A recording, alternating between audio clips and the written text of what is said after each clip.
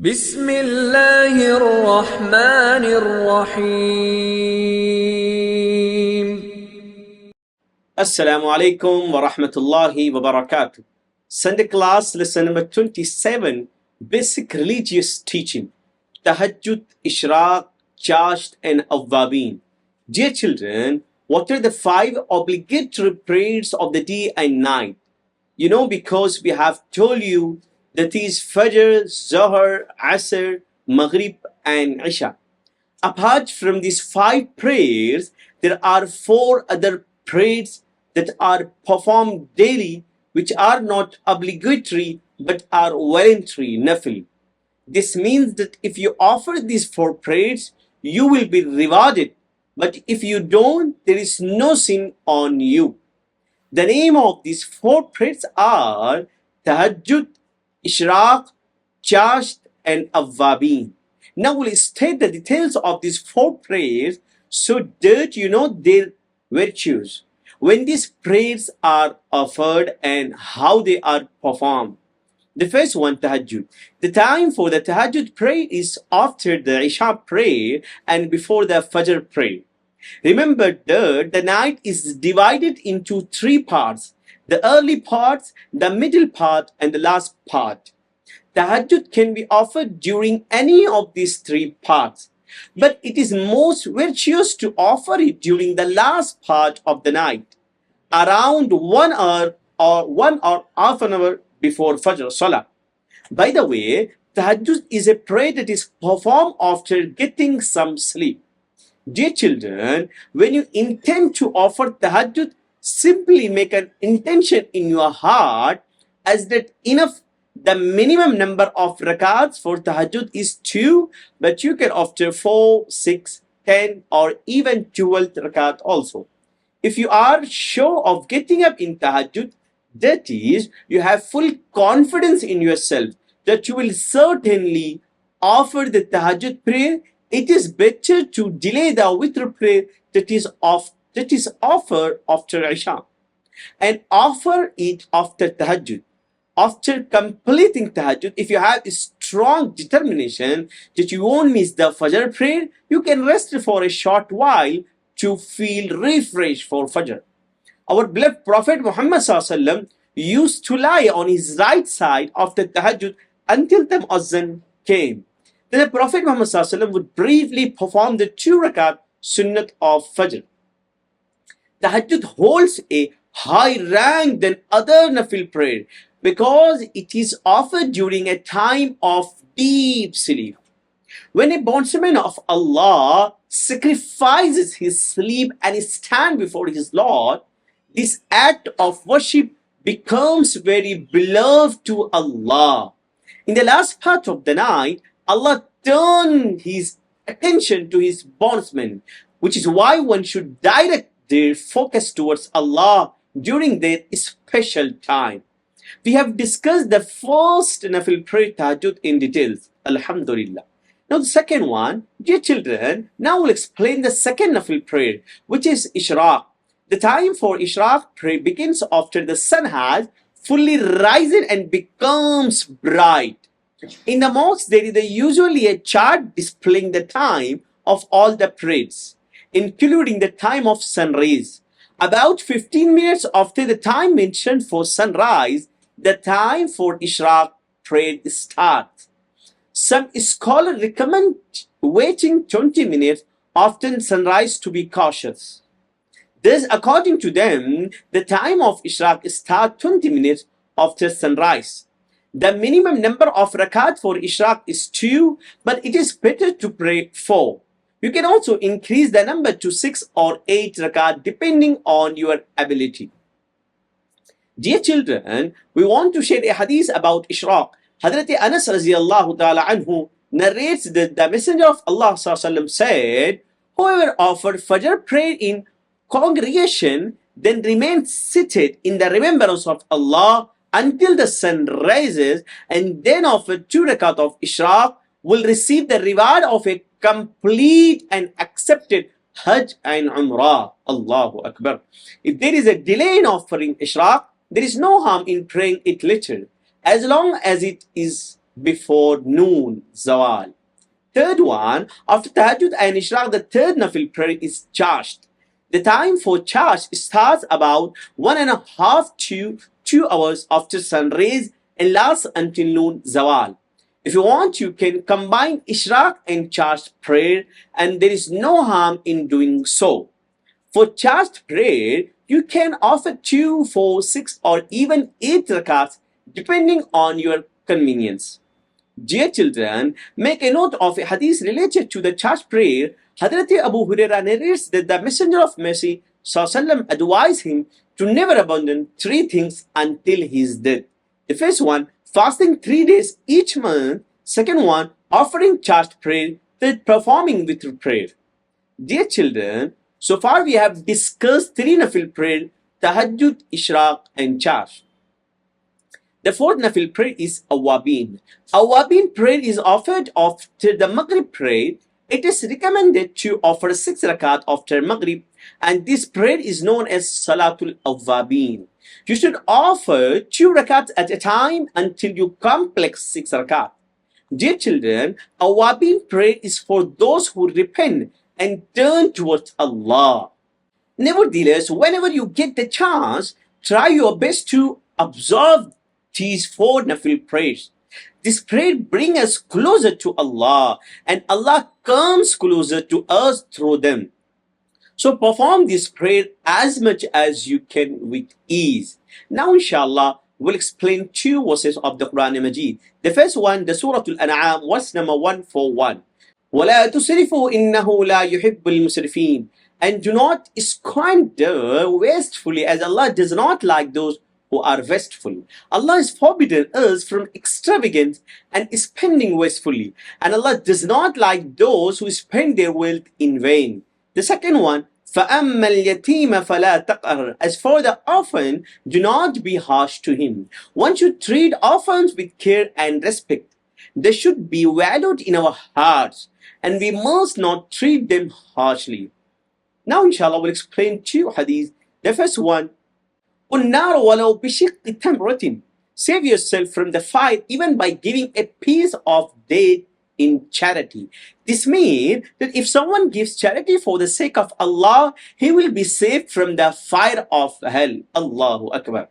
Second one, جُعِلَتْ قُرَّةُ عَيْنِي فِي الصَّلَاةِ. The comfort of my eyes is in prayer.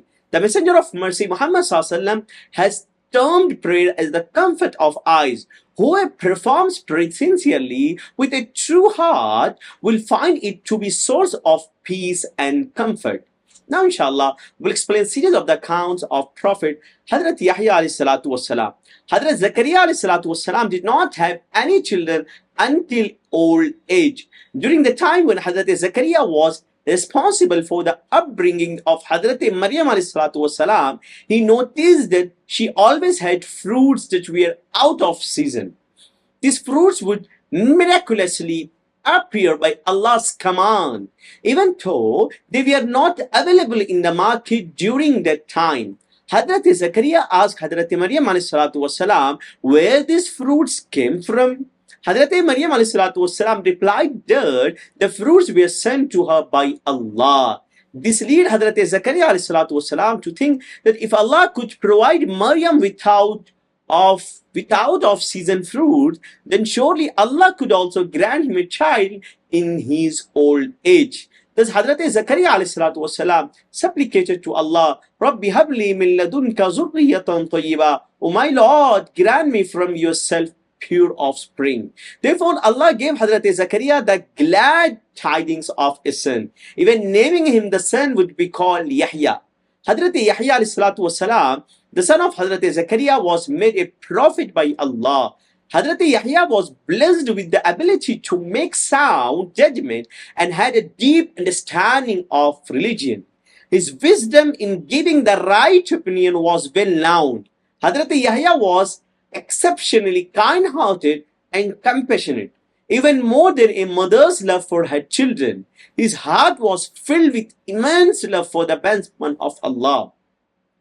Hazrat Yahiya was so pious and good-fearing that throughout his life not a single evil thought crossed his mind, and he remained far from all kinds of sin. Hazrat Yahiya was 6 months older than Hazrat Isa alayhi salatu wasalam. The mothers of Hazrat Yahiya and Hazrat Isa were sisters. Hazrat Yahiya was granted prophethood at the age of 30. Now, inshallah, we'll explain rights of people, the rights of relatives. Naturally, we have a bond of love with our relatives, yes. Islam teaches us to fulfill their rights and treat them well. After parents, the rights of relatives come next. Treating them well brings blessing in sustenance and longevity. Those who stay away from relatives and cut ties with them without any reason are not deserving of paradise. The rights of relatives include helping them when they are ill, supporting them financially if they are poor, staying in touch with them, and not causing them harm by words or action. If they hurt us, we should be patient. Now, inshallah, we'll explain in life etiquettes, a few etiquettes for leaving the mosque. When leaving, step out with your left foot first. Recite Durood and Salam. When leaving the mosque, recite the supplication, Allahumma inni as'aluka min fazlik wa rahmatik. Now the fourth one, leave with the intention of returning for the next prayer and wait in anticipation for it. Now inshallah, we'll explain Shariat issues Shab-e-Barat. Shab-e-Barat has a significance as the 59th and day of this month are blessed and full of virtues. The Prophet Muhammad encouraged staying awake during this night and fasting on this day. On this night, the Prophet Muhammad went to the graveyard in Medina and supplicated for the forgiveness of deceased. Thus, it is in accordance with the Sunnah to seek forgiveness for the dead, whether by reciting the Quran, feeding others, giving charity, or simply praying for them. However, practices such as specific restrictions on sweet like halwa, fireworks, and various elaborate dishes which are done strictly on this occasion are innovations, bid'at, and should be avoided. This night should not only be about staying awake, but should be spent in worship, seeking forgiveness for one's sins, and earnestly asking Allah for one's need. Now, inshallah, we'll explain Azkar of Prayer. A few instructions for men before prayer. The first one, some people pray with their sleeves rolled up, which is not appropriate. During prayer, one should wear decent clothes. It is disliked, makruh, to pray in clothes one who do not wear in normal gatherings. Praying with an uncovered head, shoulder, or arms is also disliked. The second one, from the moment of takbir tahrima until the salam, one must bear in mind that I am looking at Allah and Allah is looking at me. I am standing in front of real Emperor and I am bowing and prostrating before the one who created me them and gives me sustenance and fulfill my every small and big need. The third one, the Prophet Muhammad said, pray as you have seen me praying. Therefore, it is essential to follow the sunnah of prayer. Sunnah of Prophet Muhammad in prayer. The fourth one, prayer should be performed with complete calmness and dignity. The prayer, praises, and recitation should be done in a low voice where appropriate, and a loud voice where required. Low recitation means that the sound reaches the worshipper's ears. Some people move their lips without actually uttering the words during recitation, prayer, or while transitioning between postures in prayer. This is incorrect because these actions cannot be completed without moving the lips and tongues. The fifth one, many people neglect prayer, sitting busy schedule as an excuse. Such excuses are not valid in the sight of Allah. Sixth one, it is obligatory for men to pray the 5 daily prayers in congregation at the mosque. Habitually perform obligatory prayers at home without a valid excuse is sinful. Seventh one, if one feels that the argue that relieve oneself for urination or the defecation, one should first attend to this need before performing prayer. If the anger becomes intense during the prayer, it is better to leave the prayer. Praying in such state is disliked. Now, inshallah, we'll ask question, you give the answer. Our question, your answer. The first one, what are the name of 4 prayers beside the 5 daily prayers? Second one, when is the time for Tahajjud prayer?